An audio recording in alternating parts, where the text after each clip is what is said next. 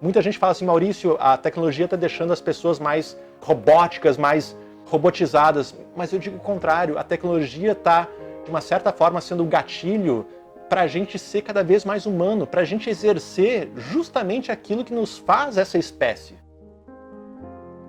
A grande maioria das pessoas enxerga a palavra empreendedorismo, quando lê empreendedorismo, enxerga somente o ato de quem constrói uma empresa. Mas empreendedorismo é uma atitude. E quando você adota o empreendedorismo como atitude para qualquer âmbito da vida, você consegue trilhar desenvolvimentos em qualquer área. Então, por exemplo, eu posso ser um empreendedor como pai ou mãe de família, construindo a minha família com afinco, com afeto, com paixão. Eu posso ser um empreendedor na minha empresa, construindo o meu negócio. Eu posso ser um empreendedor como funcionário de uma organização onde eu, funcionário, levo a organização para frente, não a organização me leva. Então, o empreendedorismo encarado como atitude, certamente dá um outro âmbito para o teu valor enquanto profissional ou enquanto pessoa na vida. O que nos trouxe até aqui, a gente tem que se orgulhar, maravilha, o que nos trouxe até aqui, ótimo, mas o que nos trouxe até aqui não vai nos levar daqui para frente. Certamente o formato de vida que foi construído nos últimos 50, 60, 100 anos deu certo para essa época, mas não se encaixa mais nesse padrão e formato de vida que a gente passa a conviver diariamente. Aquela forma de trabalho que a gente se acostumou a ver nos nossos pais e avós, né? Formato de trabalho das 8 às 6 da tarde, onde você parava ao meio-dia e todo dia você tinha aquela rotina, chegava na sexta-feira, pegava suas coisas e ia embora, segunda-feira voltava. Enfim, é um formato que funcionou muito bem para uma determinada época, mas hoje, assim, eu vejo muito a sociedade passar a conviver com microatividades ao longo da vida. Eu, Maurício, eu estou fazendo isso hoje, mas talvez daqui 2, 3 anos eu vou estar fazendo uma outra atividade que vai me exigir outras competências e habilidades, e talvez daqui 6, 7 anos eu vou estar fazendo outra coisa. Então, fala-se muito, quando se estuda, né, o futuro dos trabalhos, dos empregos, que aquele emprego de 20 anos está passando a virar um emprego de 2, de 3, de 4. Não emprego porque eu troco de empresa, não, porque eu preciso me reinventar e fazer coisas diferentes, atividades, funções diferentes na medida que os anos passam. Quando a gente está diante de uma realidade onde eu tenho uma previsibilidade de atuação muito clara, ok, maravilha, eu me capacito hoje, eu estou apto a exercer aquilo que eu aprendi nos próximos 10 anos. Mas isso não funciona mais, porque não necessariamente o que eu aprendi agora é o que o mercado vai me exigir amanhã. Eu fico perplexo, Gabi. Nesse período que eu passei no Brasil, dei muitas palestras e fui em universidades renomadas no país, onde conceitos modernos de administração e gestão de empresas não estão sendo ensinados. E aí eu fico pensando, caramba, as nossas instituições de ensino estão formando profissionais para um mundo que não existe mais, para um mundo que acabou, para um mundo que foi ótimo lá atrás, mas, meu amigo, daqui para frente,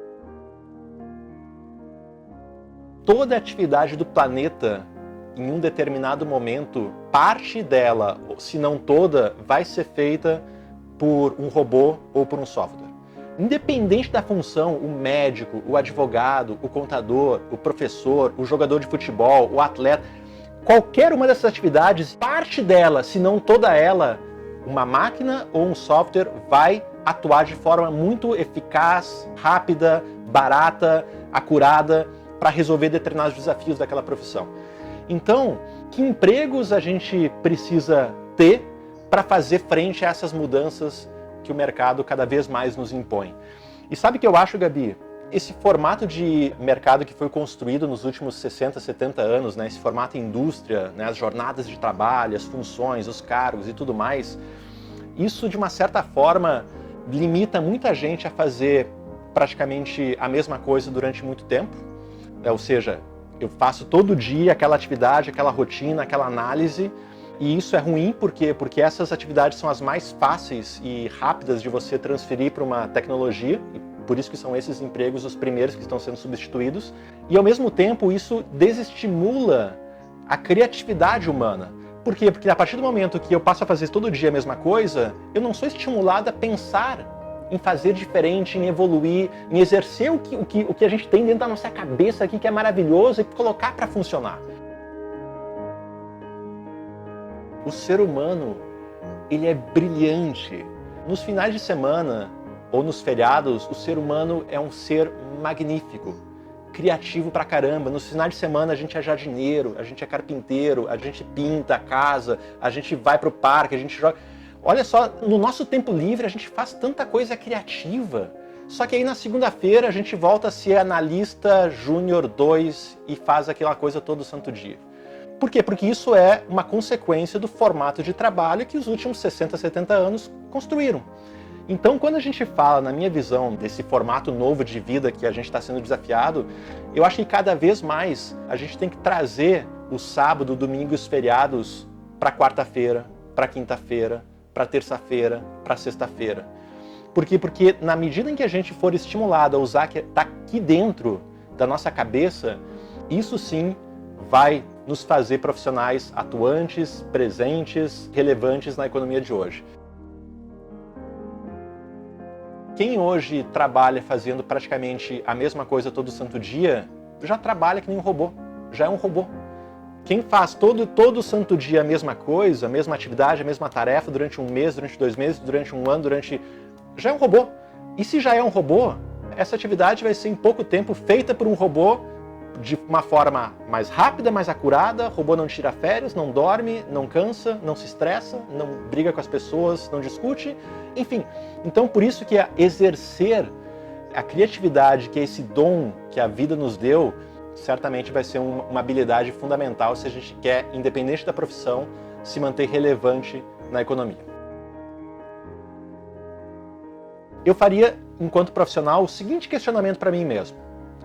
Até que ponto o trabalho que eu faço hoje pode ser resumido em um checklist? Até que ponto o trabalho que eu faço hoje pode ser resumido em uma lista onde eu consigo colocar exatamente tudo que eu faço, 1, 2, 3, 4, 5, e eu faço tudo isso todo santo dia, durante um mês inteiro, durante um ano inteiro. Se o trabalho que eu faço hoje pode ser resumido em um checklist, eu acredito que a habilidade de desaprender conceitos e aprender conceitos novos, de desaprender habilidades e aprender habilidades novas, precisa ser exercida com muita rapidez.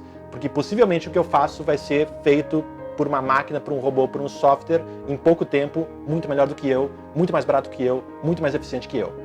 Agora, se o que eu faço não pode ser colocado num checklist, caramba, existe aqui situações onde eu tenho que lidar com imprevistos. Se eu não consigo padronizar a minha atividade, eu estou certamente dentro de um formato de trabalho, dentro de um escopo que é muito reconhecido pelo mercado e que as máquinas, pelo menos nesse curto, médio prazo, ainda não estão aptas a fazer de uma forma tão eficiente quanto eu. Exerça a desobediência. As principais conquistas da nossa sociedade recente, elas estão sendo exercidas e produzidas e geradas por pessoas diferentes, por pessoas que estão fazendo diferente do senso comum. Essas soluções todas que hoje a gente usa, Spotify, Uber, Instagram, cara, foram todas produzidas por gente diferente, por gente que está questionando esse status quo, esse mundo que a gente vive. Então, como é que eu posso me tornar uma pessoa assim? Sendo desobediente. Falar só o que todo mundo quer ouvir. Se comportar somente da maneira como as pessoas esperam, torna o ser humano cada vez mais uma pessoa sem graça. Se eu for o que a maioria for, eu vou ser mais um. Se eu pensar como todo mundo pensa, eu vou ser mais um. Se eu agir e falar como todo mundo fala, eu vou ser mais um. Isso não é ruim, mas eu vou ser mais um. Agora, quando eu exerço a desobediência, quando eu, ao invés de ter a resposta pronta, eu quero questionar, quando eu assumo essa, entre aspas, rebeldia de querer, na minha profissão, naquilo que eu faço, ser um expoente diferente, esse é o primeiro passo para eu me tornar ou ser um profissional relevante nos dias de hoje. Porque na minha visão, quando um profissional se forma em direito e recebe um canudo, ali na hora de se formar, tá aqui meu amigo, certificado canudo que você se formou. Aquilo ali não é para dizer, tá aqui meu amigo, certificado que você estudou nos últimos 6 anos. Tá, aprovado. Não, não, não. Meu amigo, tá aqui o canudo e o certificado que você se tornou um eterno aprendiz. Porque não necessariamente o que a faculdade te ensinou nos últimos 2 anos é o que o mercado vai te exigir nos próximos 2. Esse certificado aqui diz o seguinte para você, meu amigo, você vai ser um eterno aprendiz. Eu te capacitei para você continuar ao longo da vida, aprendendo, desaprendendo e aprendendo de novo. Esse, para mim, é o verdadeiro significado da educação. Então, exercer constantemente a desobediência, independente do que você faça, e obviamente que eu falo aqui desobediência no bom sentido, quando a gente olha esse mundo todo que está sendo construído, a gente vê claramente que ele está sendo construído por pessoas desobedientes.